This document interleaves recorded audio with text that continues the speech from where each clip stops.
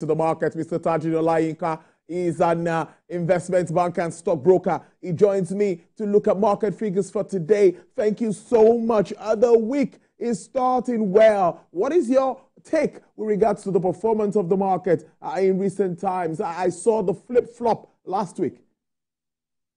Okay, yes. Market closed positive, more of a balanced market, to see, because if you look at the breadth of the market, 27 winners to 24 losers really cannot confirm a strong position in the area of bull run.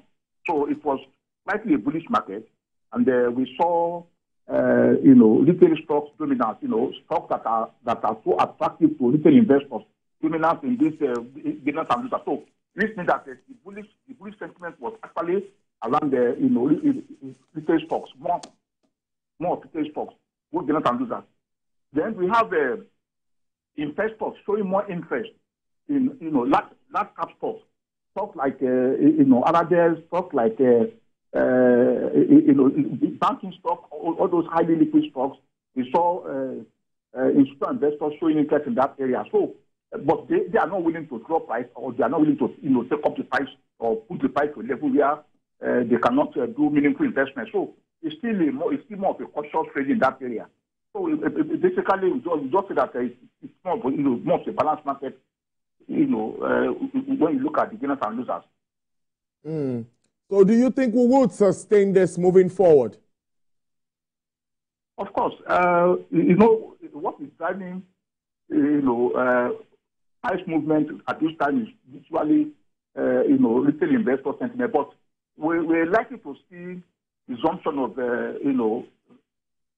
year-end rally that normally will take place between mid-November and early December. So, though it might be a little delayed, but we are likely to see commencement of that, as we move into the mid-month or early December. So that is what I can say for now.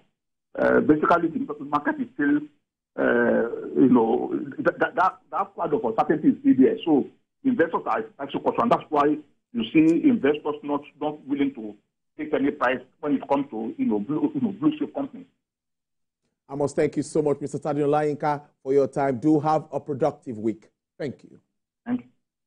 Well, Hong Kong stocks led declines in Asia today after Beijing's latest stimulus fell short of investors' expectations, overshadowing Wall Street's record highs from Friday and the futures pointing to further strength at the reopening. Bitcoin climbed to an all-time high as Donald Trump's victory in the United States presidential election, along with pro-crypto candidates being voted to Congress, spurred expectations of a light-handed regulatory environment. The dollar traded not far from last week's 4-month peak versus major peers as traders prepared for a key trading of U.S. consumer inflation this week, as well as a parade of Federal Reserve speakers, including Chair Jerome Powell, and that's on Thursday. Hong Kong sank 1.9%, with a sub-index of mainland Chinese property shares tumbling 3.3%. Chinese blue chips were more volatile, trading 0.2% higher after earlier dipping 1.6%. Japan's Nikkei was flat, recovering from small early losses. South Korea Kospi dropped 0.8%. Australia shares benchmark declined 0.4%,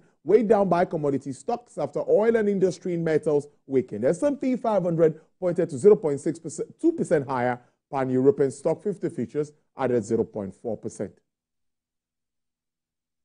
Now, as part of efforts to ease economic hardship on businesses, the Indonesian government has opened a 6-month window until May 2025 for certain businesses to receive full loan forgiveness from state banks, a policy that aims to boost loans and economic growth.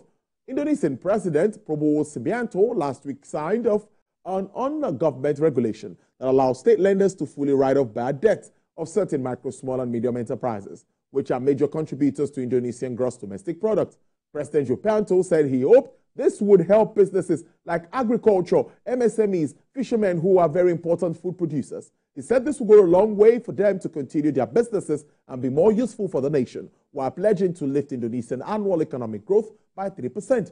That's to 8% under the current presidential term, which will last till 2029. According to the regulation, the beneficiaries of new regulations are MSMEs with bad debt loans of up to 500 million rupiah, which represents about more than $31 million, and the loan needs to have been written up by banks at least 5 years before forgiveness process took effect.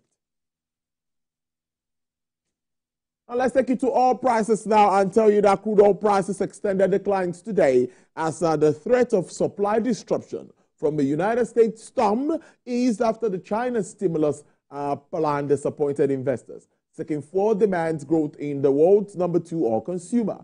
Now, U.S. West Texas intermediate crude sells for $70.45 per barrel, an upward price margin of 0.10%. Brent crude futures experienced an upward review of 0.18% to sell at $74 per barrel. Bonnie Light sells for $78.62 and it's down 2.84%. And for the OPEC basket, crude oil dealers offer $74.41 with an uptick of 0.64%.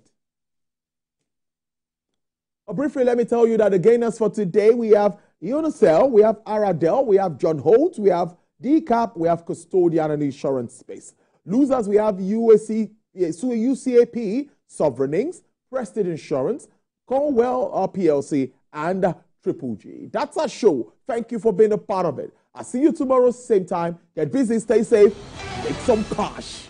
Stay safe. I'll see ya.